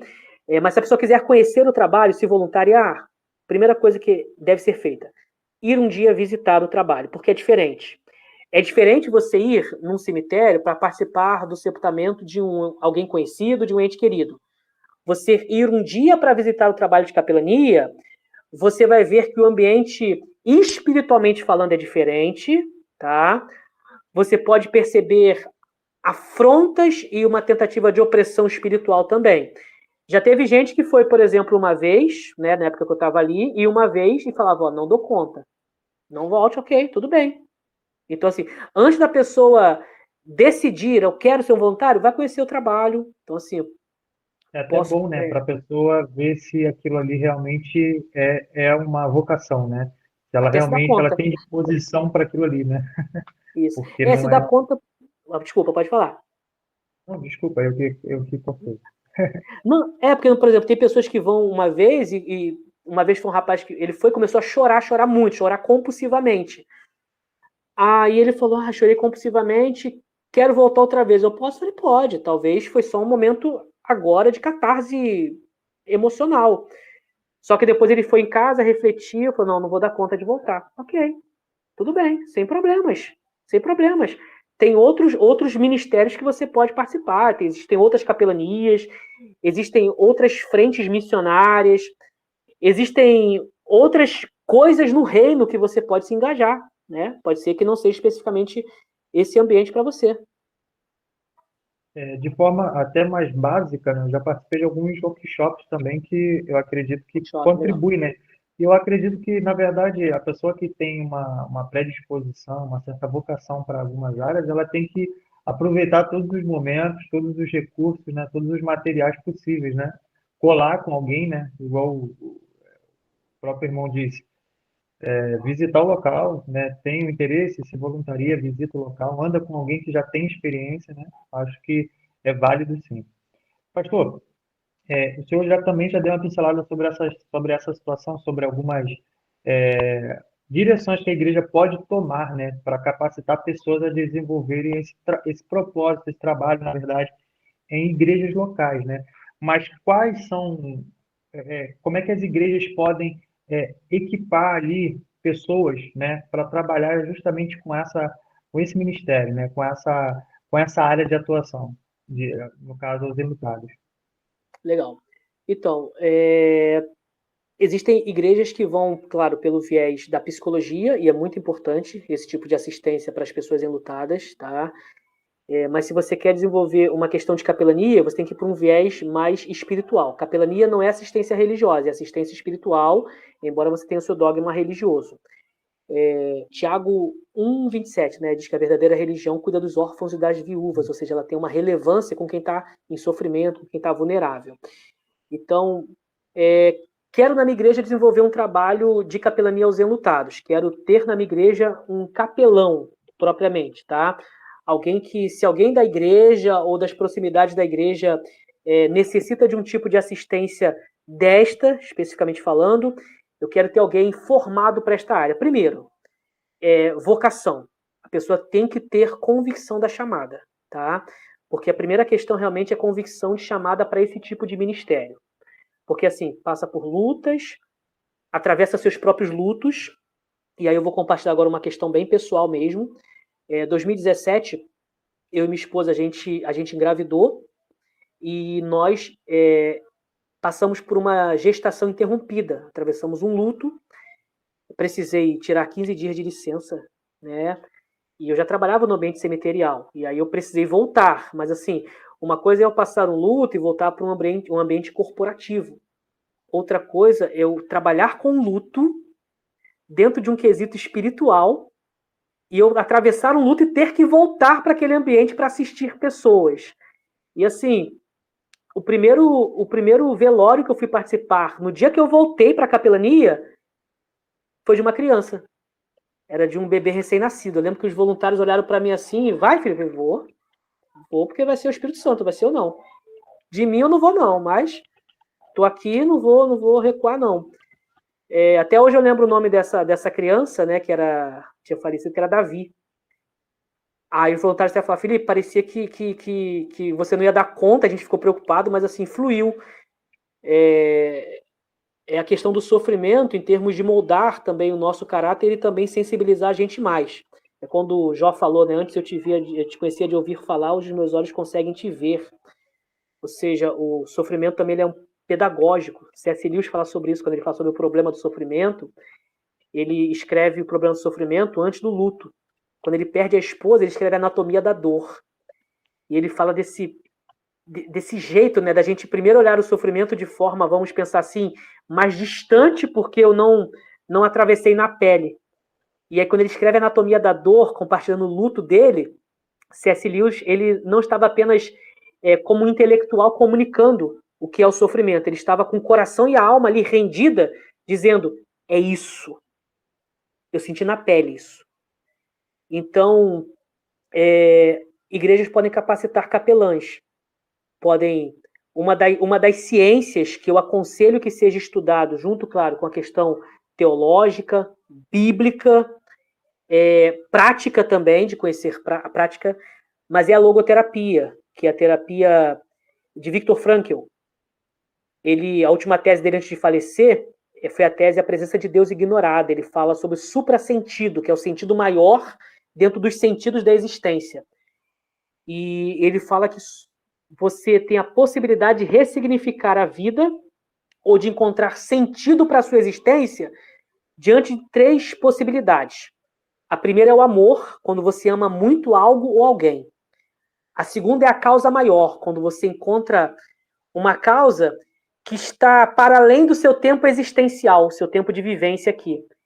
E a terceira é o sofrimento. Esse papel, muitas vezes, do sofrimento nos empurrar para o nosso propósito. Então, uma das ciências que eu aconselho, tá? E aqui no Brasil, minha referência na área de logoterapia, tá? Que é a terapia do sentido ou do encontro do significado ou da ressignificação das dores, a referência para mim, no meu ponto de vista, como alguém que tem formação também em logoterapia, formação básica, e ter formação em logoterapia, segundo o idealizador dela, Viktor Frankl, não há necessidade de faculdade de psicologia, e não estou desmerecendo a faculdade de psicologia com essa minha fala, tá? Eu estou falando a partir do viés de logoterapia. Para mim, a referência hoje é Alberto Neri. Alberto Neri é um pastor adventista de São Paulo, tá? E ele entendeu que Deus estava o chamando não mais para ser pastor de comunidade local, mas ser um pastor que trabalhava a partir da divulgação dessa ciência chamada logoterapia, tá? Que é uma questão de psicoterapia para todos, como um dos livros de Viktor Frankl. Então, um dos conselhos que eu dou, tá, é que o capelão ou vocacionado para a capelania aos enlutados também pesquise sobre logoterapia e, é claro, também sobre capelania, né? Você tem que se informar, mas que também caminhe com pessoas que tenham experiência na área, né? Não só na área de enlutados. Quando eu comecei na capelania aos enlutados, eu percebi que não tinha praticamente, tá, no meu ponto de vista, falando de capelania, literalmente falando aos enlutados, não tinha nada, tá? O que eu comecei a fazer? Comecei a pesquisar sobre outras capelanias. Vou pesquisar sobre capelania pós-desastre. Coronel Silva Costa, referência na área. Vou pesquisar sobre suicidologia, Centro de Valorização da Vida, CVV, logoterapia. Vou pesquisar sobre capelania hospitalar, Pastor Miguel Copaniche, Pastor Bruno, do Inca 4. Comecei a descobrir quem são os camaradas que são referências em outras capelanias e que eu consigo aprender a partir deles, beber a partir do conhecimento deles, das informações, da experiência que eles têm, para pensar capelania aos enlutados. Então, assim, o único que não precisou beber do conhecimento de ninguém é Deus, porque Deus é a fonte de toda a sabedoria e conhecimento. Então, a gente tem que ter a humildade de se colocar como aprendiz. Quando eu era novo convertido, lá na Metodista, um jovem, que o apelido dele era Graveto, ele falou uma frase que eu nunca esqueci. Ele falou que o grande sábio é o eterno aprendiz. Então, a gente tem que ter a humildade de se colocar para aprender. Então, que igrejas que queiram iniciar nesse tipo de ministério, que capelães vocacionados, pessoas que desejem desenvolver esse tipo de ministério, primeiro o pilar do coração é a humildade para aprender. E aí, quando a gente achar que a gente aprendeu muito, a gente lembrar, não aprendi nada. Tem muito para aprender. Amém, amém. Eu acredito nisso também. Acredito nisso também. A gente vai voltar um pouquinho lá quando o irmão falava sobre ali aquele desafio de ter que estudar, né, de ter que se dedicar ali ao trabalho profissional e também ter que se dedicar também à, à vocação, né, a especialização da vocação daquilo que Deus já estava queimando no coração do irmão, né? O que o senhor acha a respeito da necessidade das pessoas se despertarem em buscar essa capacitação e treinamento, né, para e aí independente não só da área de capelania, né, mas para uma área ministerial, assim como também nós nos dedicamos para áreas profissionais. O que o senhor acha a respeito disso? Porque as pessoas têm aquele pensamento, né? Não, não. Primeiro o meu trabalho, porque é de lá que eu tenho a minha a minha renda, né, financeira. E aí, se sobrar um tempinho, eu dou para essa área, eu invisto nessa área ministerial a qual eu tenho uma certa vocação. E aí tem muita gente que pensa dessa forma. O que o senhor acha, né? Como é que o senhor vê essa divisão, né, entre a área profissional e a área ministerial, a dedicação a um, o detrimento da outra? Legal. Ouvi uma frase uma vez, vou iniciar essa minha fala a partir da frase de um ateu, que eu ouvi uma vez.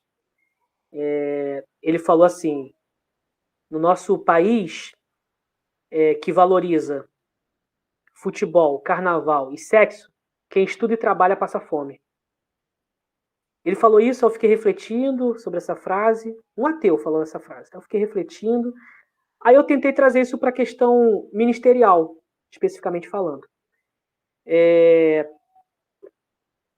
Uma coisa que faz com que a gente banque a nossa vocação, isso para mim, no meu ponto de vista, é a coisa mais importante, tá? Para quem é vocacionado. Convicção de chamada. Isso é a coisa mais importante. Por quê? Porque, infelizmente, nem sempre a gente recebe, eu vou usar essa palavra, tá? Valorização para nossa vocação. E quando eu digo valorização, e quando eu digo reconhecimento, não estou falando em termos de enriquecimento, nada disso, tá? Não estou falando em termos de envaidecimento do ministro, não estou falando de inflamar o ego do ministro, nada disso, tá? Paulo diz que nós, ministros, somos como espetáculo para o mundo. Ou seja, estão nos assistindo, estão nos observando. Só que tem uma frase que, se eu não me engano, é de Charles Spurgeon, que diz que muitas vezes a igreja fere seus soldados, tá? Fere os soldados que estão ali na batalha. Então nós precisamos, como igreja, como igrejas, como juntas missionárias, tá? E aí agora eu falo como alguém que tem experiência mesmo na área, tá? A gente precisa dar suporte financeiro. Porém, vou citar a frase de um missionário. Uma vez eu estava assistindo um missionário falar, um missionário americano, e o missionário americano falou uma coisa para a igreja, que eu estava ali ouvindo, que eu nunca esqueci. Ele falou assim: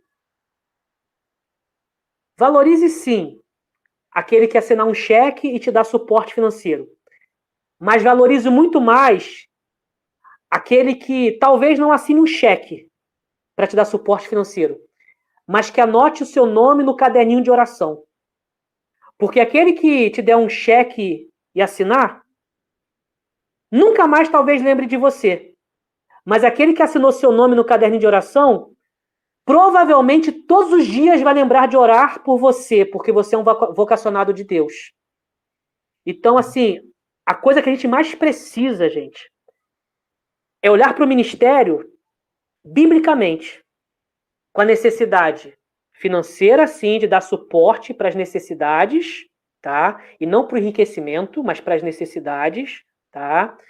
E não tratar o ministro também com mendigaria, porque infelizmente às vezes acontece isso, tá? Tratar o ministro com desvalorização.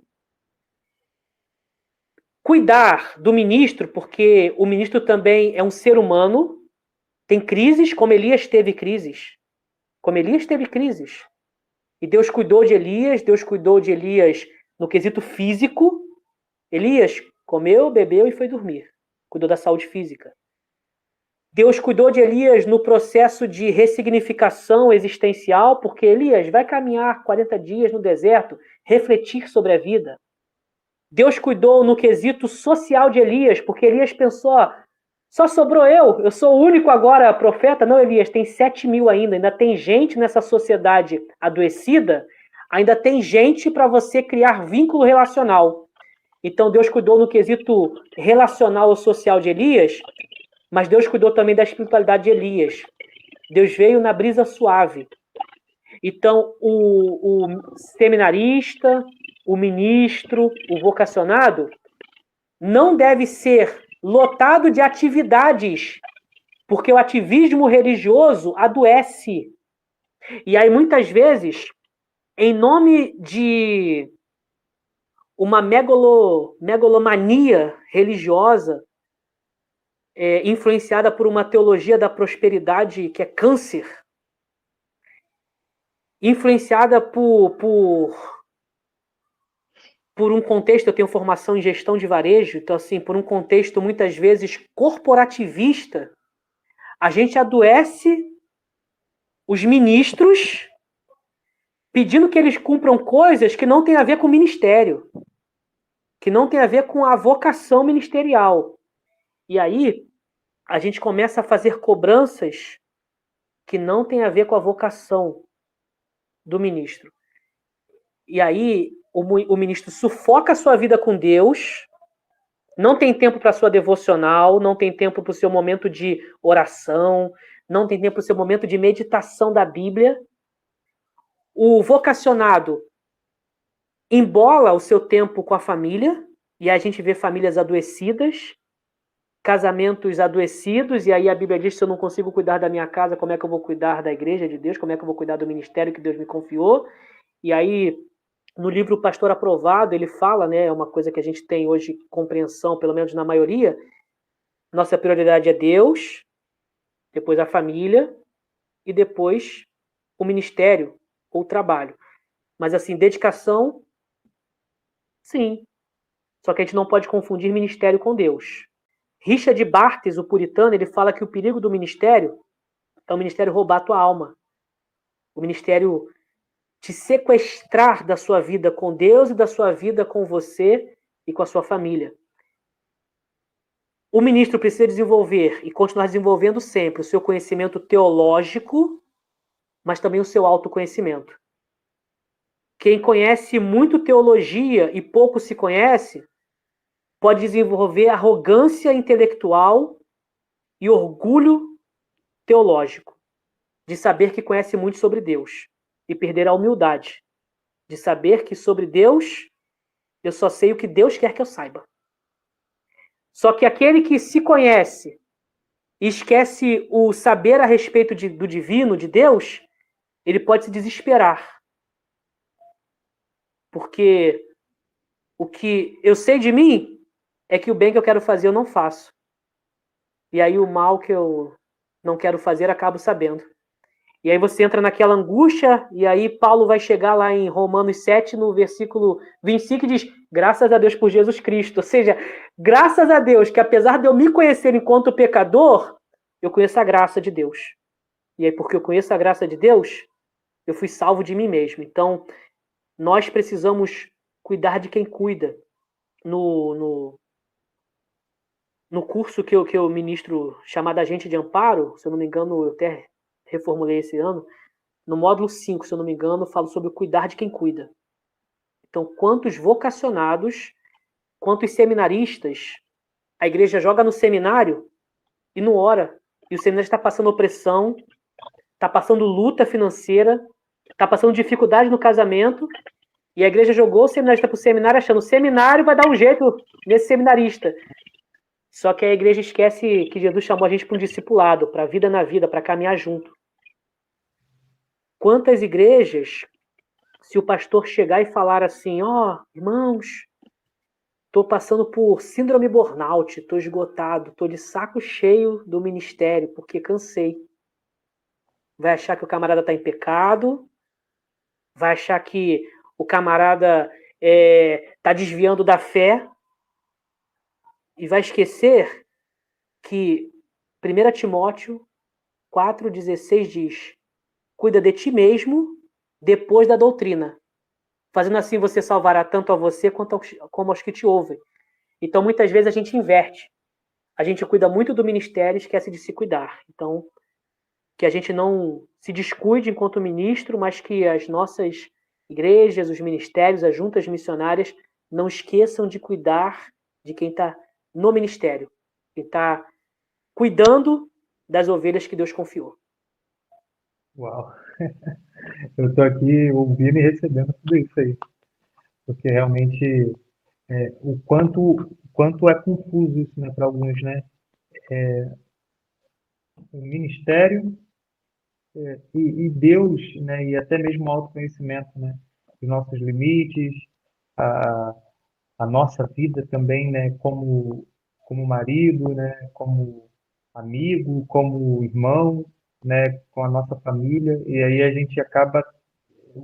Eu estava aqui ouvindo e eu até parei de reagir, eu só ouvia, porque de fato o irmão falou muita coisa aí que realmente vai de encontro a muita coisa também que eu tenho observado também.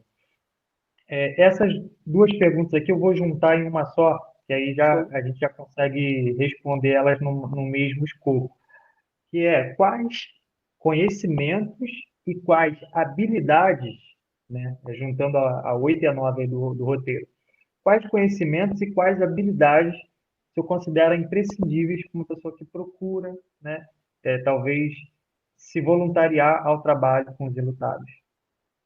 Legal. Então, em termos de conhecimento, o conhecimento imprescindível, a palavra de Deus, a Bíblia.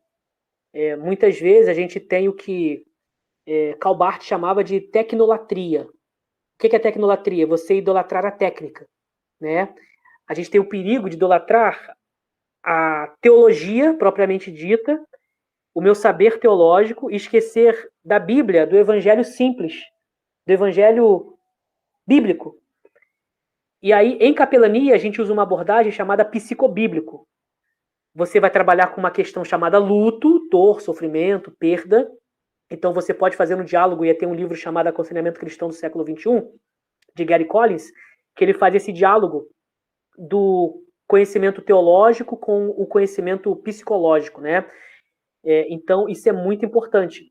Mas o mais importante é o conhecimento bíblico, tá? Quando você vai aconselhar, e aí tem um tipo de aconselhamento chamado aconselhamento noutético, de Jay Adams, né? Eu não sou da linha de raciocínio dele, porque ele entende que o cristão não pode entrar em depressão, que depressão... não sou dessa linha do aconselhamento noutético, porém tem algo do aconselhamento noutético dessa linha que fala sobre isso, que a Bíblia, né, ela tem uma suficiência, realmente a Bíblia é suficiente, né? Eu posso dialogar com outras ciências, sem problema nenhum, fazer um diálogo com outras matérias do saber, e a habilidade para mim, mais importante e relevante, ela tem base bíblica também. Tiago 1,19 diz: esteja pronto para ouvir, seja tardio para falar e tardio para se irar. É a questão da escuta.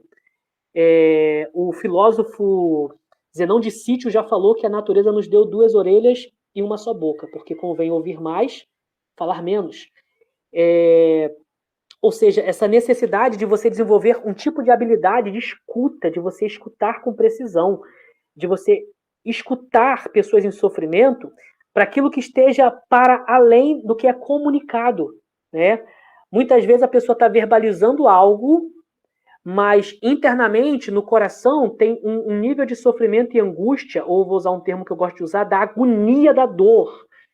Você ouvir com profundidade alguém em sofrimento é de um nível de relevância para aquela pessoa inimaginável. Assim, e eu digo como alguém que ministra em prevenção ao suicídio, mas eu digo como alguém que conhece a cadeira do sofrimento também, alguém que passou por depressão.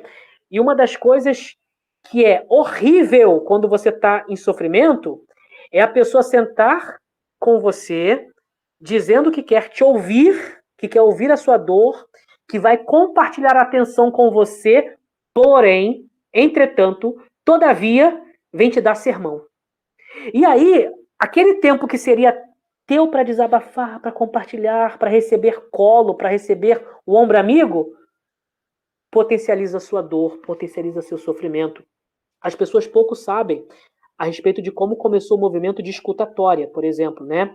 Foi a partir de um reverendo chamado Chanvarran. Ele era um reverendo anglicano e ele foi realizar o velório de uma adolescente de 14 anos que tinha cometido suicídio. Esse reverendo Chanvarran, ele, a sua inquietude devido ao falecimento daquela adolescente, fez com que ele fosse pesquisar a situação do porquê que ela deu fim à sua vida. E ele descobriu que ela tinha acordado certa manhã com um sangramento muito intenso, achou que estava com uma doença contagiosa, uma doença terminal, e por não ter ninguém para desabafar, para falar, ela desistiu da vida e cometeu suicídio. Aquele reverendo Chanvarran, ele se disponibiliza para ouvir pessoas em sofrimento. E aí ele anuncia, alguns dizem que ele anunciou no jornal, outros dizem que ele foi compartilhando. E aí ele começou a se disponibilizar para ouvir as pessoas, e eu gosto de falar que ele viveu a síndrome de Moisés, né? Tentar cuidar de todo mundo e não dar conta. E aí precisa ouvir de Jetro, né? No caso de Moisés, a necessidade de delegar a tarefa. Esse reverendo, Shanvahan, ele começou um trabalho voluntário de pessoas, né? Uma ONG internacional chamada Bons Samaritanos, de pessoas que se disponibilizam para ouvir. Aqui no Brasil, é o Centro de Valorização da Vida, que é o CVV, né? Poucas pessoas sabem que o CVV, na verdade, foi inspirado nesta instituição internacional chamada Bons Samaritanos. Aqui no Brasil, o Centro de Valorização da Vida, que é o CVV, que é uma ONG humanitária, porém, tá? Que foi iniciada por 4 espíritas, tá bom? O CVV não é espírita, mas foi iniciado por espíritas. O CVV é humanista, tá bom? Mas foi iniciado por espíritas. Mas que o movimento de escutatória ou de prevenção ao suicídio e apoio emocional a partir da escuta veio a partir de um ministro anglicano, tá? Um ministro anglicano, ou seja, o movimento de assistência para quem está em sofrimento através da disponibilidade do ouvir começou com o cristianismo e não com o espiritismo e menos ainda com o humanismo, tá? Pouca gente sabe disso. Então, uma das habilidades que eu preciso desenvolver como capelão é o ouvir. E o ouvir com precisão. Aprender a ouvir as entrelinhas. Amém. Eu vou aproveitar que o irmão já tocou nesse ponto da prevenção do suicídio, né? E o irmão também já relatou que o ciclo com os enlutados meio que já se findou, né? Agora o irmão já está atuando nessa área, não é isso? Eu entendi correto? Na área de prevenção do suicídio? Eu continuo nela. E não paro pleno, não paro pleno em Cristo. Então pode falar para a gente um pouco, né, sobre essa outra área de atuação que é a prevenção do suicídio. Legal. A demanda, né, a demanda do suicídio, segundo a Organização Mundial da Saúde, é uma demanda que a cada 3 segundos no mundo uma pessoa tenta o suicídio. A cada 40 segundos uma pessoa morre por suicídio no mundo, no contexto global. Aqui no Brasil, a cada 45 minutos ocorre um falecimento por suicídio. O Brasil, ele é o primeiro lugar no ranking mundial devido à ansiedade, né? O TAG, né? Transtorno de ansiedade generalizada. Até o Augusto Cury, ele fala que a doença do século, né, do século passado foi a depressão. A doença do século presente, ou seja, do século XXI, é a ansiedade. O Brasil é o país mais ansioso do mundo. O quesito suicídio, eu comecei a pesquisar sobre a área quando eu fui voluntário do CVV em 2015, como eu já falei. Em 2017 eu voltei para o CVV. E eu comecei a pesquisar sobre essa área e falar sobre prevenção ao suicídio, num primeiro momento, num contexto mais nosso mesmo, das nossas igrejas. Cheguei a falar numa rádio não cristã, uma rádio comunitária não cristã. E aí comecei a receber convites para falar em empresas, para falar em outros locais. Hoje, né, a gente entende que o mês passado, que foi o Setembro Amarelo, a gente já cumpriu o propósito dele, que era o propósito de conscientizar sobre a prevenção ao suicídio. Suicidólogos, ou seja, pessoas que são referências na área de prevenção ao suicídio. Aqui no Brasil, a referência, no meu ponto de vista, e não só no meu ponto de vista, no ponto de vista de outras pessoas que militam na área de prevenção ao suicídio, é o Neuri José Botega, tá bom? Ele é um psiquiatra, ele tem um livro chamado Crise Suicida. Ele fala que prevenção ao suicídio não é área apenas para psiquiatria, não é área apenas para psicologia, é área para as demais ciências, é área para o sociólogo, é área para o pedagogo, é área para o teólogo, ou seja, é área para que cada um, dentro da sua linha do saber, pense como prevenir, tá? Ou, melhor dizendo, como reduzir as taxas de mortalidade por suicídio, tá? A primeira ação é a ação da conscientização, que a gente conscientiza as pessoas de que o suicídio é uma morte evitável. É um tipo de morte que tem como ser evitado. Desde que se fale com responsabilidade, se fale com a cautela de não gerar o que a gente chama de efeito Werther. O que é efeito Werther? Efeito contágio. É quando você fala da matéria suicídio de forma irresponsável, sem saber do que você está falando, sem saber como falar sem gerar gatilho em quem já está vulnerável. Então, quem milita em prevenção ao suicídio, a gente tem que falar de uma forma que gere o que a gente chama de efeito Papageno, tá? Vou explicar os dois efeitos. Efeito Werther. 1774 foi lançado um livro chamado Os Sofrimentos do Jovem Werther, lançado por Goethe, o romancista. O Goethe, segundo alguns biógrafos, alguns que estudam a questão da sua vida, né? E segundo até um filme que tem a respeito da vida dele, ele se apaixonou por uma jovem, né?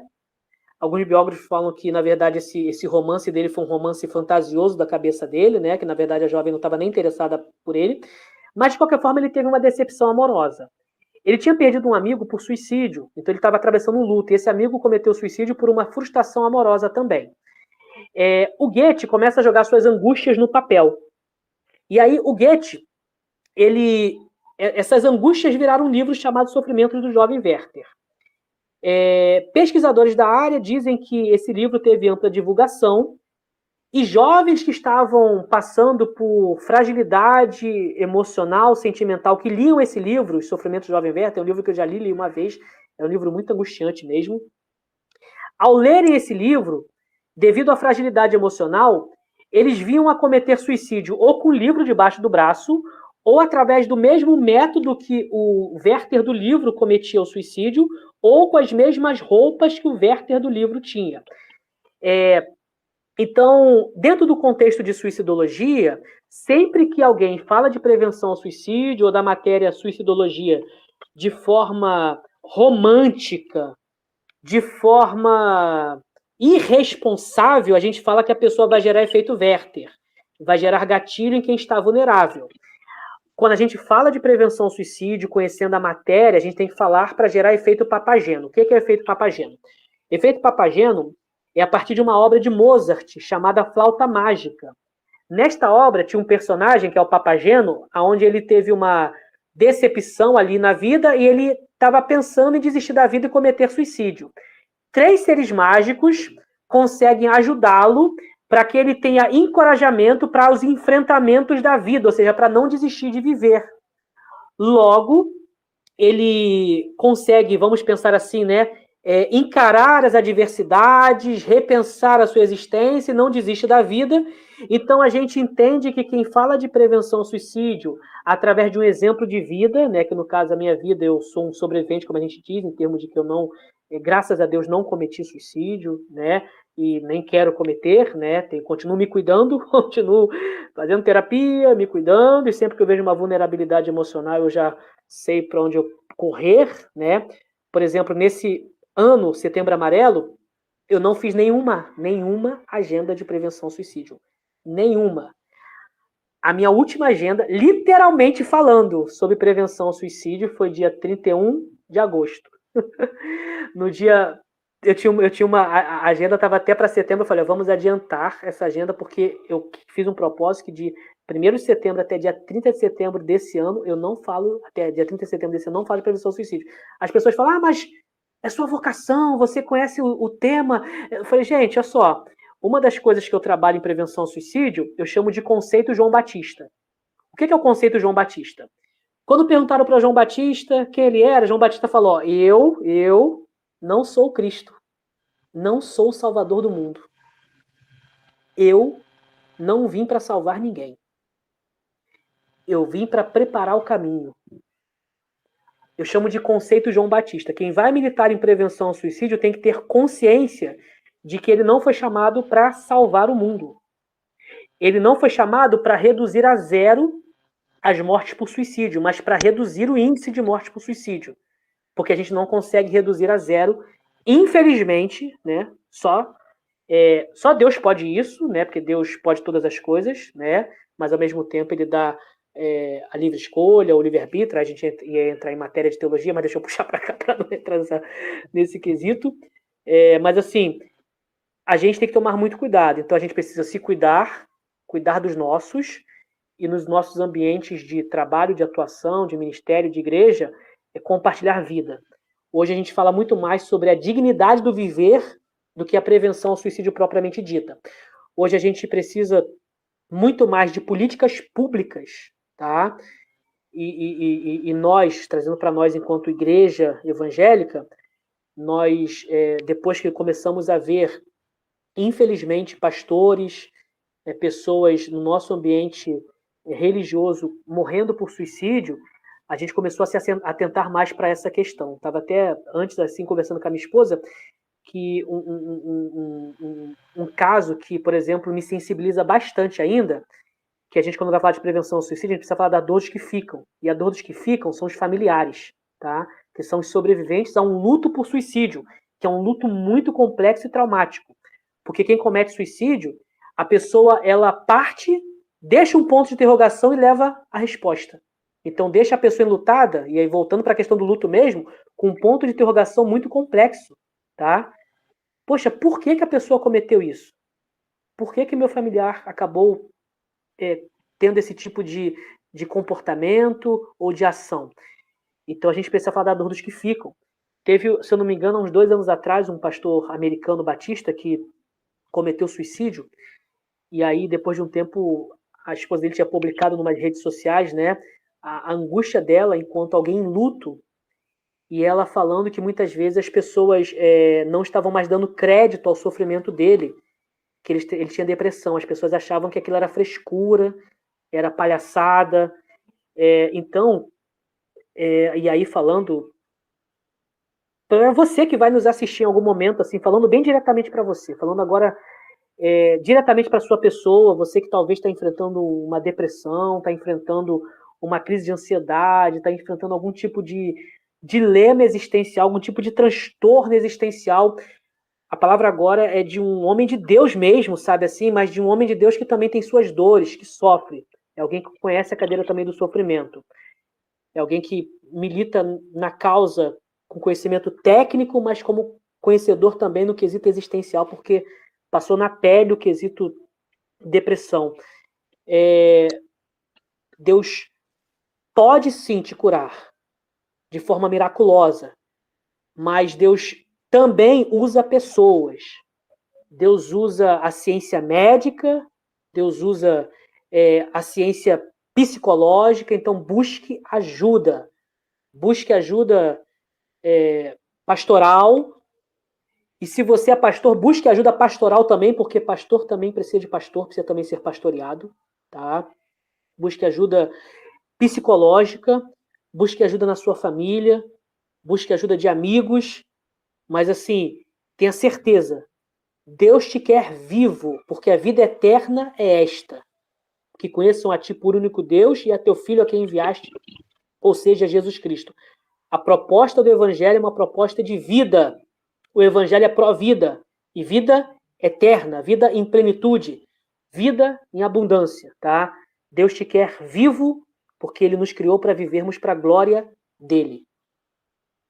Amém. Glória a Deus.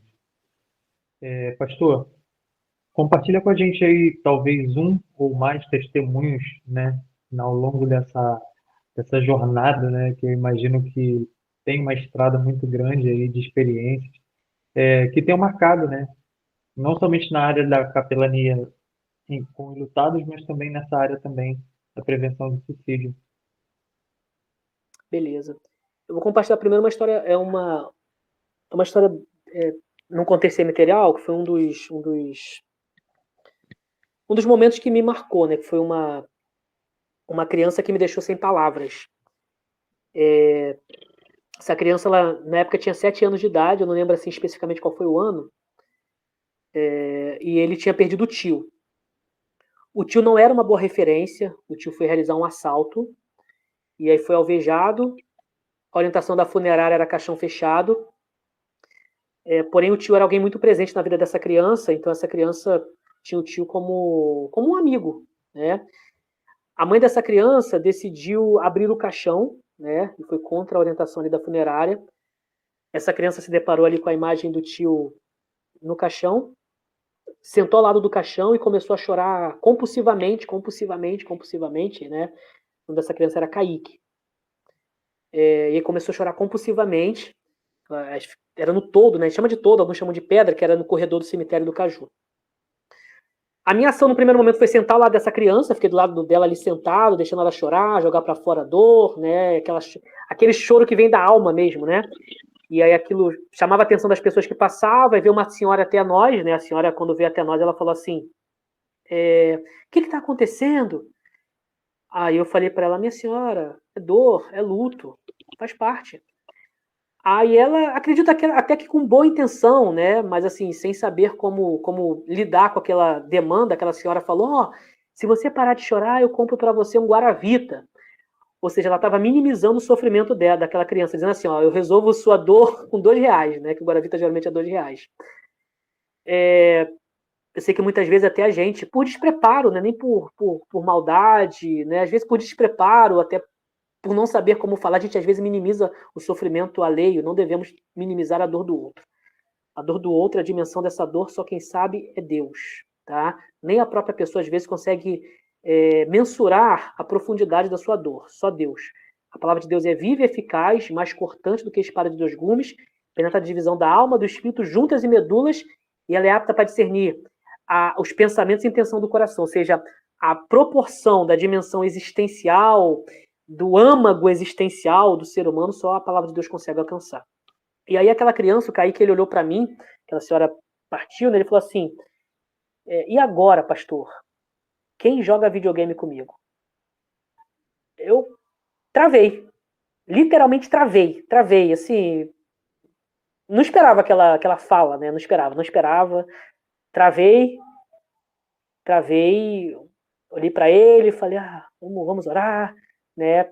E assim, mas você é capelão, você tem anos de experiência, ok, mas assim, sofrimento humano é matéria que só quem é especialista é Deus. A gente é constante aprendiz.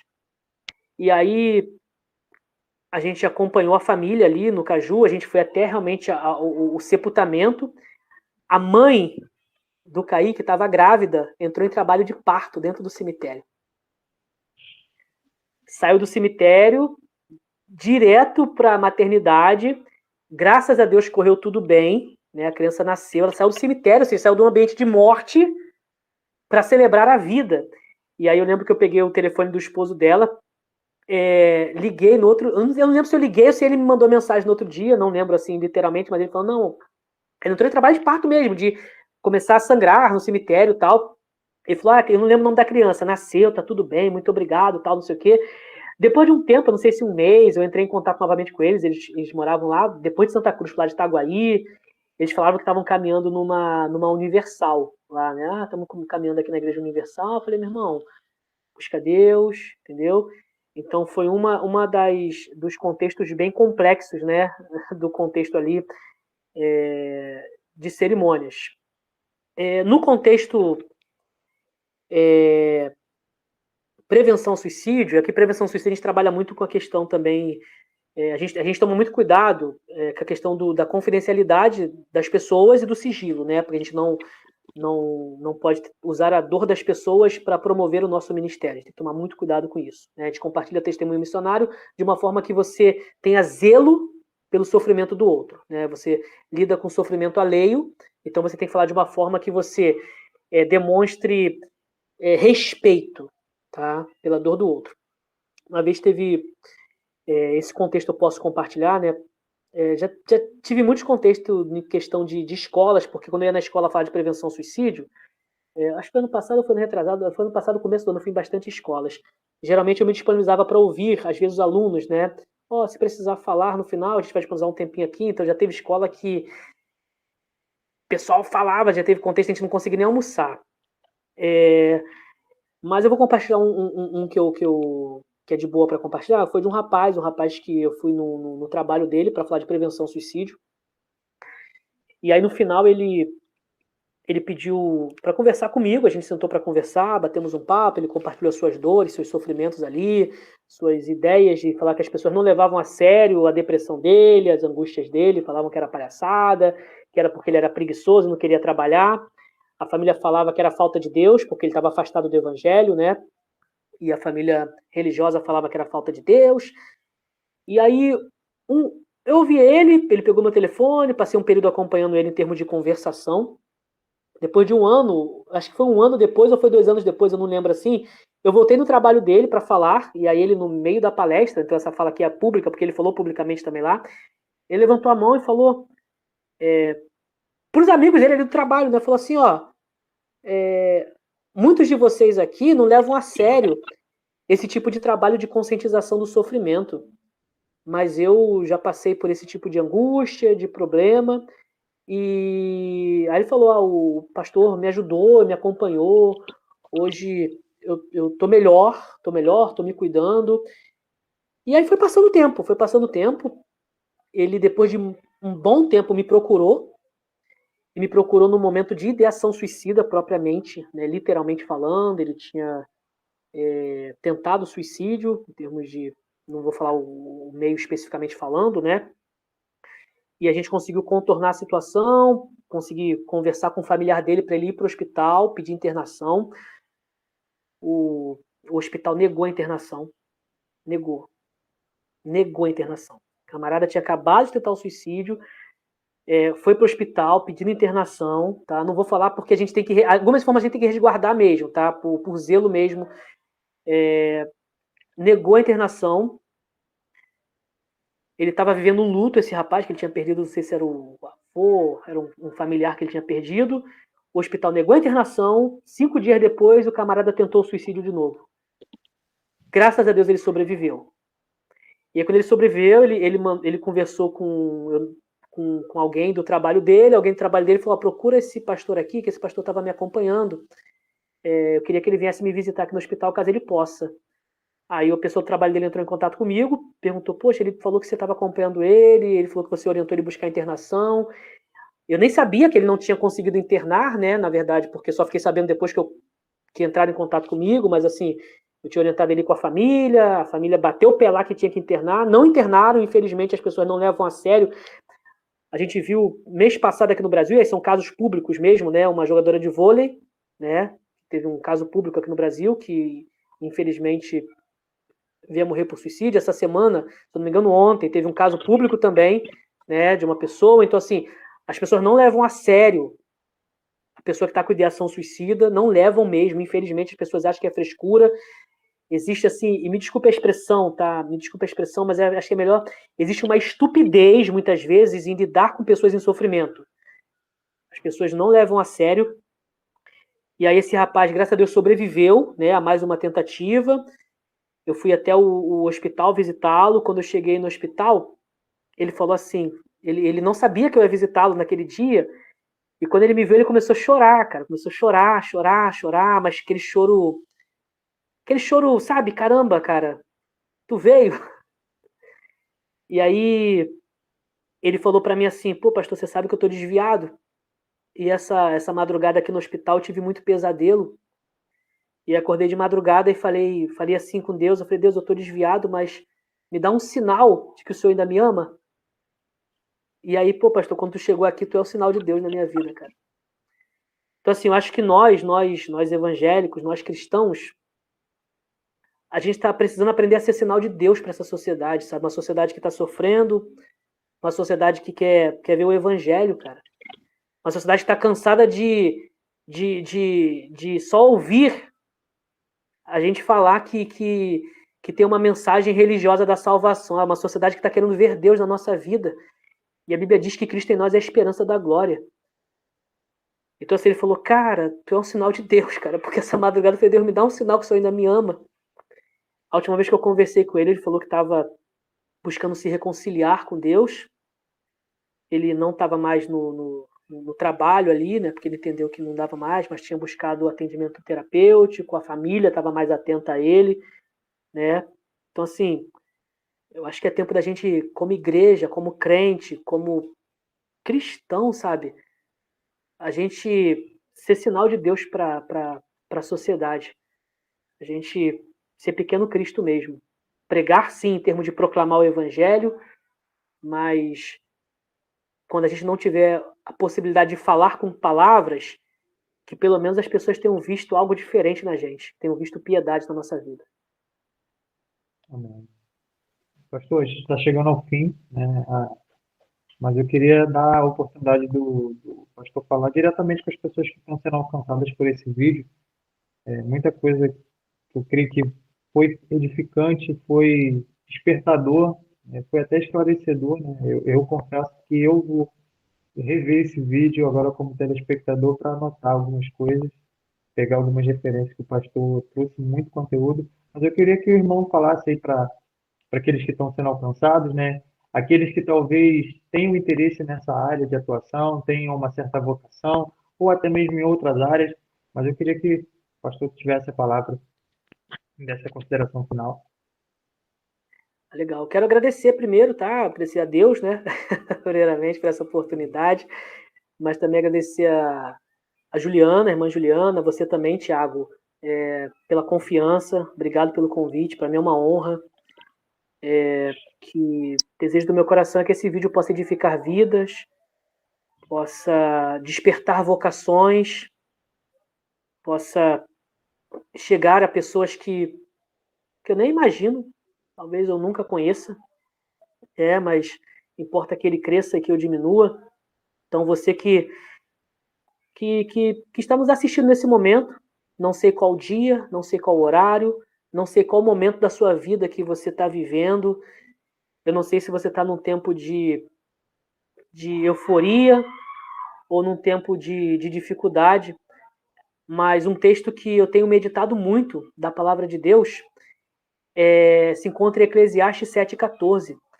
Ele diz assim: no tempo da prosperidade, goza do bem. No tempo da adversidade, considera.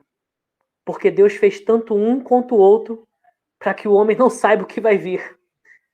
Ou seja, nunca esqueça em momento algum, seja no momento agora de bonança, ou seja no momento de dificuldade que você esteja passando, nunca esqueça que o nosso Deus é soberano. Que o governo da sua vida, da sua família, do seu ministério, da sua vocação, do seu trabalho, das suas finanças, o governo de tudo está nas mãos daquele que não perde o controle em hipótese alguma. Porque dele, por ele, para ele são todas as coisas. Glória, pois, a Cristo Jesus eternamente. Então, tenha certeza que a sua vida é de Deus. Então, se você não é cristão e está assistindo esse vídeo, entrega o teu caminho ao Senhor, confia nele e o mais ele fará.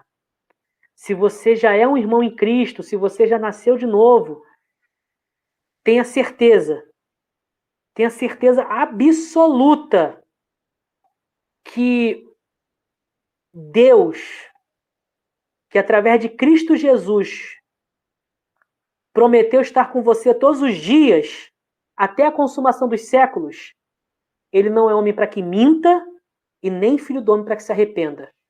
Essa promessa está de pé. E no dia de hoje, no momento que você está vivendo, independentemente do que você esteja passando, tenha certeza, Cristo está presente. E isso é suficiente, porque a graça nos basta. Muito obrigado e Deus abençoe. Glória a Deus, pastor Felipe. Você que foi alcançado por esse vídeo e, de certa forma, foi edificado de alguma forma, não deixe de comentar, não deixe de curtir esse vídeo, né? Porque eu creio que isso vai fortalecer para que esse vídeo chegue a mais pessoas. Pastor Felipe, eu não perguntei isso. O irmão tem algum contato, tem alguma rede social que queira divulgar para as pessoas que tenham interesse de entrar em contato de alguma forma? Instagram, Legal. não sei. Show de bola. Pode passar, pode ficar à vontade.